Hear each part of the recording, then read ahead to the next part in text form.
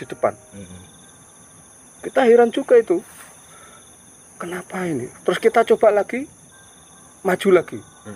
Dia reaksi lagi. Seolah-olah ojo liwat. Anak itu sudah tergantung di pohon manggis di sebelah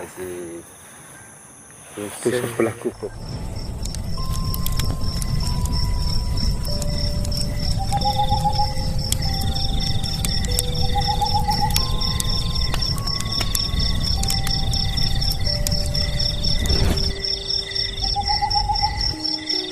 Oke teman-teman, assalamualaikum warahmatullahi wabarakatuh. Selamat datang lagi di channel saya Jelly Official. Dan tentunya sama aku sendiri Jelly guys. Seperti biasa, saya selalu dulu mengucapkan banyak banget terima kasih pada teman-teman semua yang udah menonton, nge-like, mengkomen, nge-share, dan tentunya yang subscribe channel ini guys. Bagi yang belum subscribe silahkan tekan dulu tombol subscribe-nya. Nah teman-teman, sebelum aku mendatangkan seseorang yang sangat-sangat bikin aku syok teman-teman, aku agak sedikit cerita dulu. Jadi tadi itu sekitar setengah 7 malam, tiba-tiba aku tuh didatangi seorang aparat TNI masih aktif. Dan beliau ini adalah seorang yang punya kawasan atau wilayah yang sekarang aku tuh mendirikan tenda di sini teman-teman. Sempet syok banget karena takutnya aku tuh kayak ada masalah apakah aku nggak diizinin camping di sini atau kayak gimana. Tapi setelah kita ngobrol-ngobrol, akhirnya kita ini kayak satu frekuensi aja, karena beliau juga ini adalah seorang konten kreator horor, apalagi sudah berpuluh-puluhan tahun kayak ya bergerilya gitulah ibaratnya di sebuah hutan-hutan untuk melakukan aksi atau ya aksi militernya kayak gitu. Nah jadi tanpa lama-lama langsung aja kita sambut dia, Bapak Hadi. Ayo Pak Hadi, silakan. Selamat malam Pak Hadi. Silakan gini aja ya, bebas, kita santai aja sambil ngobrol gitu kan ya. Oke. Gimana Mas Hadi?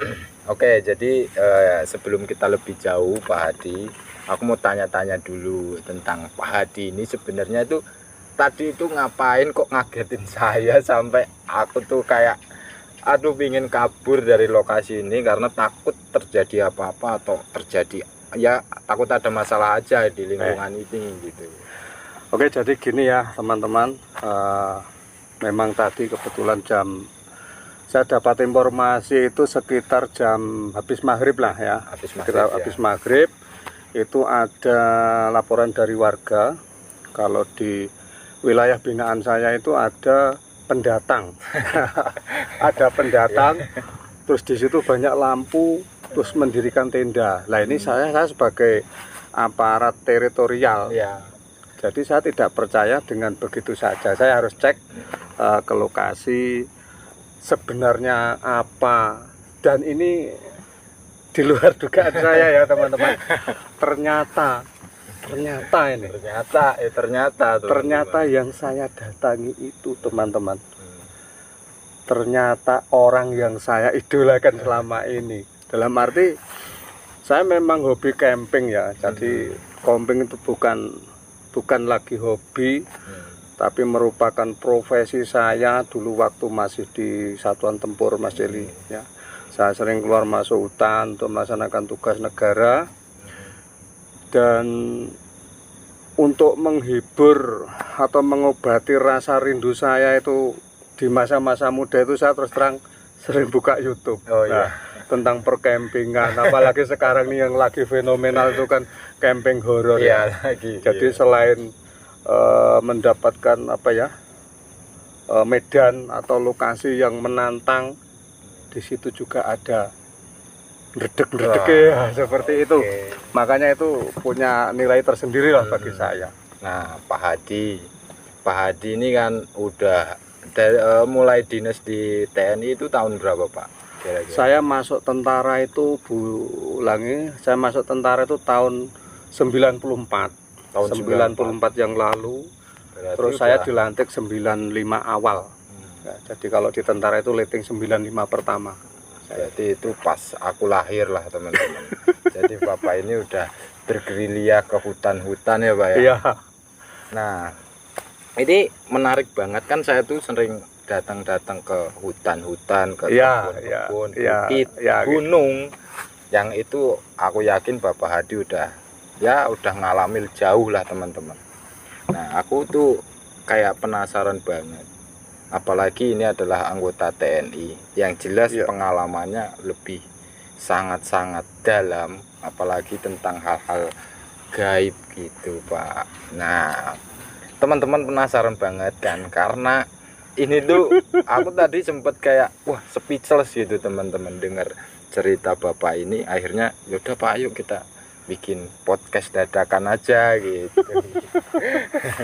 Dan Pak Hadi ini juga teman-teman, dia tuh seorang konten kreator juga ya Pak Hadi ya. Ya, itu pun sebenarnya untuk mengobati rasa rindu saya di masa muda.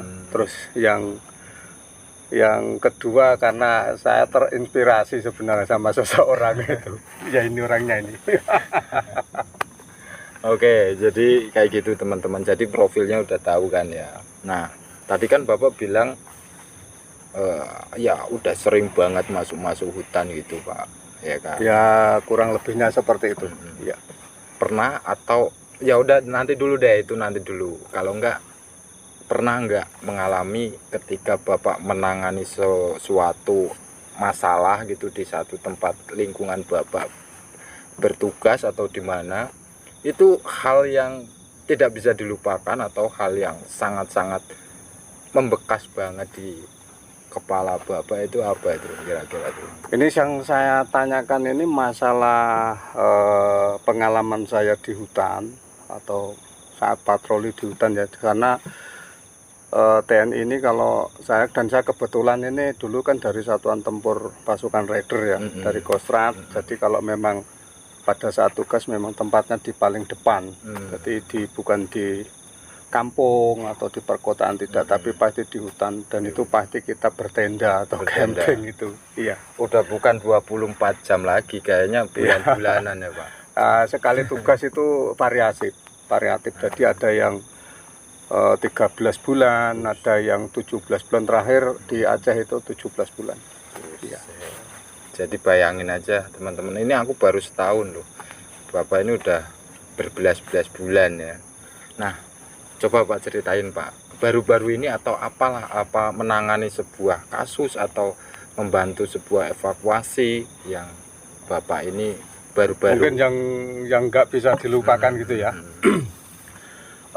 Jadi gini ya Mas Celia, kalau dulu waktu masih muda dan kita sering melakukan operasi militer di hutan, patroli di hutan, itu untuk pengalaman yang mistis atau mungkin yang di luar nalar itu sangat kecil sekali. Karena apa? Ya karena kita masuk di situ itu juga termasuk golongannya mereka. Maksudnya gimana ini maksudnya? Jadi gini ya. Berarti Bapak ini sebenarnya manusia bukan sih sebenarnya ini? Tergantung. Ya, tergantung kalau kita posisinya ada di hutan itu kita bukan manusia. Ya, maksudnya seperti ini. Maksudnya gimana? Ya. Saya nggak kurang paham teman-teman. Jadi tentara itu, militer itu, yang pasukan infanteri khususnya, yang pasukan jalan kaki, yang di hutan itu kan punya julukan hantu rimba. Oh, jadi ya, itu julukannya sejenis hantu rimba, sejenis hantu tapi berada di hutan. Berarti lebih tinggi kastanya lah daripada hantu beneran ya. Ya Pak ya. Jadi kalau hal-hal mistis seperti itu ya kemungkinan besar kayak saudara-saudara kita yang nggak kelihatan itu mungkin agak sungkan karena satu frekuensi. Satu inilah ya. Ya itu sekedar intermezzo ya teman-teman biar agak santai. Nah sekarang teman-teman, sekarang ini kita harus benar-benar serius. Iya. Coba apa Pak yang menurut Bapak itu susah banget dilupain kejadian ketika Bapak tuh operasi di hutan? Apakah hutan angker di mana gitu? Oke. Itu yang kaitannya dengan mistis Pak. Coba. Jadi waktu itu ada satu pengalaman ya Mas Jeli, pengalaman yang sampai saat ini tidak bisa saya lupakan, khususnya yang terjadi pada tim 8 ya dulu namanya tim 8 Arjuna, itu tim saya. Ya. Jadi waktu kita tugas operasi di Aceh, itu di ketinggian 3000 di atas permukaan air laut, jadi sudah sangat tinggi sekali. Dan itu hutan itu tidak pernah diambah manusia ya, di situ masih perawan, hutan itu masih perawan, belum pernah kesentuh manusia. Kalaupun ada itu ya yang kita cari lah ya, orang-orang yang kita cari, yang perlu kita sadarkan. Waktu itu memang ada sebuah hal yang janggal menurut saya pribadi ini. Jadi kita patroli ini sudah seharian. Nah itu kejadiannya itu sekitar jam 3 sore lah. Kalau di hutan itu jam 3 sore itu sudah mulai redup. Iya, kalau pasti. Jam 5 itu sudah nggak kelihatan apa-apa. Nah itu kita itu dihadang ya. Waktu itu kan kita jalan, ada jalan cabang gini ya. Itu dihadang seekor babi. Di sana kan babi sangat banyak sekali ya di Aceh itu. Bahkan perkebunan di masyarakat itu dikasih kabel, dialiri sama listrik. Ya. Tapi itu di hutan jauh sekali itu. Nah ini babi ini kita pertamanya nggak mikir itu apakah kita babi kayak gitu. Iya. Tapi anehnya ini Mas Jelia, saat itu kita akan jalan ke sebelah kiri ya, jalan ini kan nyabang. Iya. Tim ini mau ke sebelah kiri, tapi nggak tahu kenapa babi itu tiba-tiba menghadang kita. Krok. Itu langsung menghadang dia. Ini berhenti di depannya. Berhenti di depan Porsepit ya, kalau pasukan paling depan itu Porsepit. Itu berhenti di depan. Kita heran juga itu. Kenapa ini? Terus kita coba lagi, maju lagi. Dia reaksi lagi. Seolah-olah ojo lewat gini. Jangan lewat sini. Jangan lewat sini. Seolah-olah kayak seperti itu.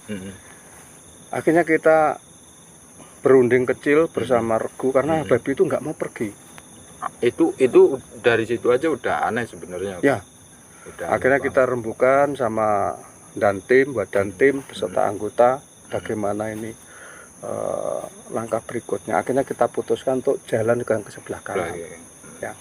Tapi itu sudah sepakat kita jalan ke kanan karena kita ini lokasinya kalau di sana tuh pakai kolam ya, pakai peta yang sudah digaris. Ini lokasinya kolamnya tim 8. Berarti tidak boleh keluar dari sini. Iya benar, zonanya. Zonanya itu. Terus akhirnya kalau kita ke kanan itu masih masuk area kita, jadi tidak ada masalah. Akhirnya kita putuskan kanan. Yang jadi pertanyaan saya ini, apa ya, yang jadi pertanyaan saya, ketika kita ambil jalan ke kanan dan kita noleh, babi itu sudah nggak ada. Nggak ada itu? Nggak ada. Kita sangat heran waktu itu. Akhirnya ya pasukan ini sambil jalan tuh sambil, mau babi tenan apa dudu ya? Kok kalau lari itu suaranya nggak kedengaran, tapi tahu-tahu hilang ketika kita memutuskan ke kanan. Dan yang anehnya lagi, tadi itu berhentinya 2 kali. 2 kali. Ketika kita reaksi mau jalan, dia menghadang. Ketika kita mau jalan, dia menghadang. Itu yang masih teringat baik di otak saya, terutama tim 8 ini. Tapi itu tadi babinya kayak gimana? Bentuk babi normal atau ada? Jadi bentuknya itu hitam ya, hitam besar. Terus di sini itu sampai bulunya itu sampai naik kayak gini. Oh, iya. Gini terus taringnya itu sampai nempuk ini. Oh, betul. Itu jarang banget loh, itu udah babi yang taringnya udah panjang. Saya nggak tahu Mas Jeli itu apakah babi betul atau mungkin itu babi jadi-jadian, saya tidak tahu. Yang jelas apa yang kita lihat pada waktu itu ya seperti itu. Dan itu bukan 1-2 orang, satu tim itu kan ada 10. Lihat semua. Lihat semuanya. Bagaimana nggak lihat ya di depan. Babinya besar sekali. Gitu. Nah teman-teman, tadi ini cerita yang sangat menarik banget karena yaitu antara ini nyata dan apakah ini babi bener atau babi jadi-jadian. Ya. Jadi itu sulit juga dibedainya sih. Tapi ya itu aneh, kok tiba-tiba hilang gitu kan. Ya kan Pak. Ya Allah alam itu ya. Apakah babi ini sedang kayak patroli juga Iya, mungkin mungkin ya, mungkin patroli juga karena ketemu pasukan ini sama-sama kaget. Iya. Nah, kita nggak tahu juga. Bisa jadi. Nah, Oke. Itu dulu ya. Dulu. Itu cerita dulu waktu masih di pasukan tempur. Kebetulan saya tahun 2009, awal 2009 itu kan pindah ke pasukan teritorial ya. Jadi kita kerjanya itu di kewilayahan, termasuk di sini yang Mas Jeli dirikan tenda ini wilayah adalah Bapak. wilayah kita. Jadi ada sesuatu memang kita harus tahu itu. Mungkin seperti itu Mas Jeli. Oke, jadi mungkin satu lagi aja Pak. Satu lagi aja. Ini sekarang kan aku mendirikan tenda di lokasi Bapak. Iya, Pernah nggak ini di lokasi sekitar sini atau radius 1 atau 2 kilo dari lokasi ini ada kejadian-kejadian seperti wanita dibunuh lah atau apa gitu, pernah nggak itu Pak kira-kira?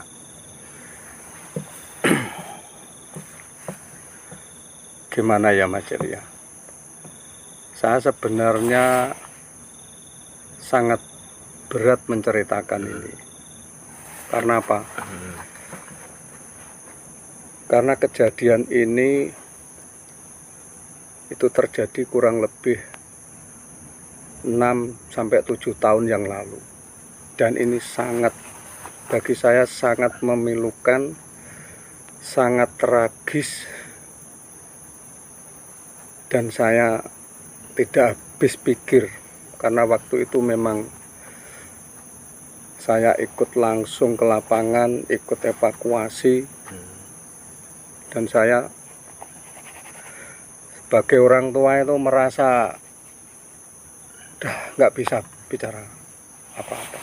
Itu ini kalau denger cerita dari Bapak ini kok kayaknya kejadiannya itu benar-benar memilukan, karena begitu bahas tentang ini berat. Ya, Kayak ada sesuatu apa Pak maksudnya itu?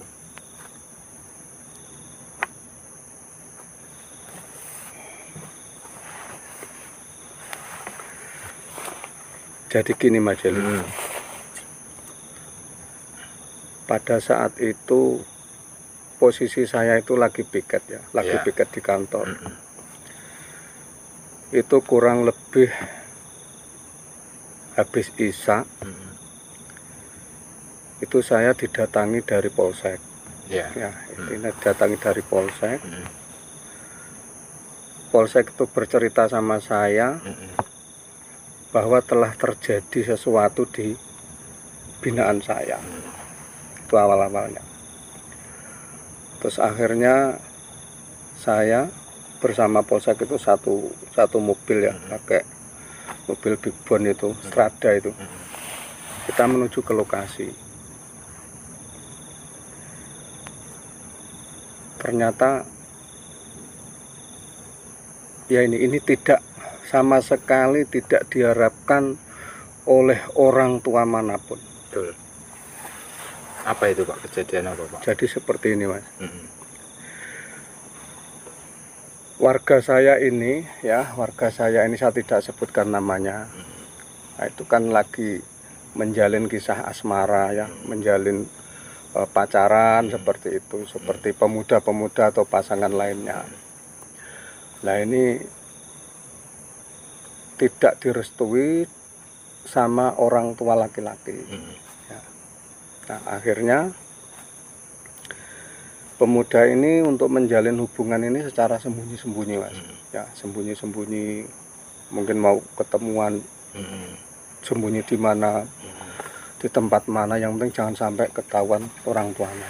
Tapi kan namanya orang tua itu lama-lama akhirnya ketahuan juga. Nah setelah ketahuan, ini anak ini dimarahi sedemikian rupa, yang intinya ya bilang seperti itulah, anak yang tidak nurut, anak durhaka, anak gini.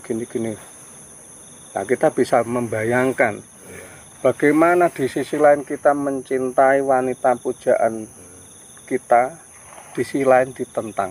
Ya, kita bisa membayangkan ya sebagai Menyakitkan banget. manusia itu ya. Menyakitkan banget. Terus akhirnya suatu hari laki-laki ini pergi ke hutan. Ya, pergi ke hutan. Di sebelah sana ada hutan manggis namanya. Hutan manggis. Ya, hutan manggis. Dan itu ada di sana juga ada semacam gubuk itulah ya. Gubuk itu di sebelahnya, nggak jauh sih dari gubuknya itu. Itu ada pohon manggis kecil ya. Pohonnya baru seginilah teman-teman ya. Baru segini, bisa dijangkau itu. Saya nggak habis pikir yang dilakukan anak muda ini. Apa, Pak? Ternyata tentangan dari orang tua itu ternyata bagi dia itu merupakan beban yang sangat berat dan itu mungkin tidak bisa dipikul lagi sama dia. Akhirnya dia memutuskan untuk mengambil langkah yang seharusnya tidak boleh terjadi. Apa itu? Jadi ceritanya itu yang paling memilukan bagi saya itu seperti ini. Gimana? Waktu itu dia kan bawa HP itu kan. Dia bawa HP. Belum ada WA sih. Kalau dulu itu masih SMS ya. Dia SMS sama bapaknya. Pak, tolong sampean moro nang alas. Wit tiliin nang wit manggis sanding gubuk. SMS-nya seperti itu. Dia SMS orang tuanya. Orang tuanya.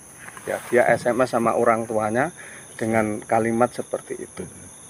Terus yang kedua, dia SMS lagi, innalillahi wa inna ilaihi rojiun, telah meninggal dunia, bla bla bla bla bla, disebutkan dia, namanya dia sendiri. Jadi dia ini sebelum mengakhiri hidupnya sempat ngirim pesan Seperti ke orang tuanya. Ke orang tuanya. Jadi saya punya asumsi atau saya punya pemikiran itu, protesnya anak itu ya, protesnya anak itu disampaikan ke orang tua.